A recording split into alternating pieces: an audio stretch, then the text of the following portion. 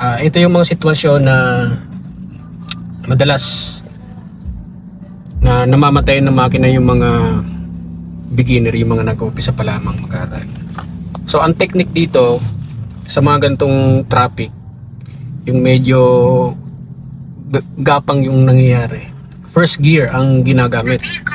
First gear. Then, hindi nyo na kailangan mag-gas.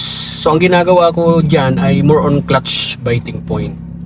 So, kaya kayo namamatay ng makina sa mga katulad dito traffic. Kasi hindi nyo lang nakukuha yung tamang bite ng clutch. So, ganito kasi yan. Kung nakikita nyo, pakita mo nga bago. Ayan. So, hindi ko siya binibitawan, no? More on clutch lang yan, naka first gear.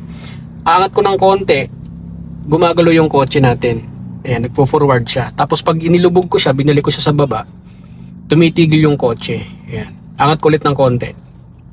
Ayan, nagalaw ulit siya. So, ito yung magandang gawin nyo pag traffic. Lalo't patag yung kalsada. So, ang tawag dito is hanging brake. So, ang hanging brake, sa clutch lang yan.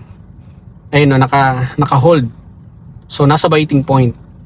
Ngayon, hinihintay ko lang naggumalaw yung sasakyan sa harapan natin.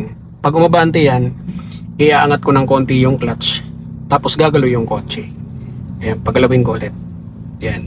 Angat ko ulit ng konti. So, para hindi kayo mamatayan, kailangan kontrolin nyo yung clutch. Halimbawa, ito yung paa nyo.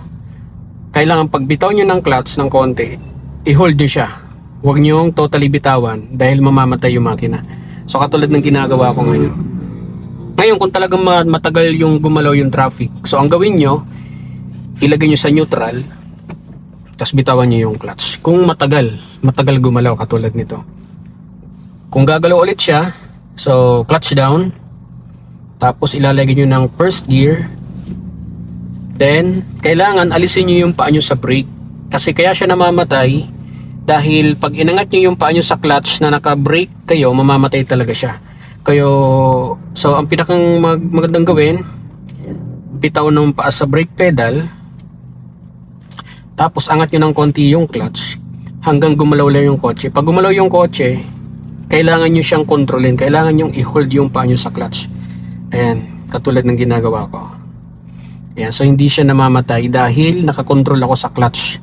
Hindi ko siya hinahayaang mabitawan dahil mamamatay yung makina ng kotse. Dahil naka-manual tayo eh. Okay, so hopefully guys, nakatulong sa inyo ang video na to.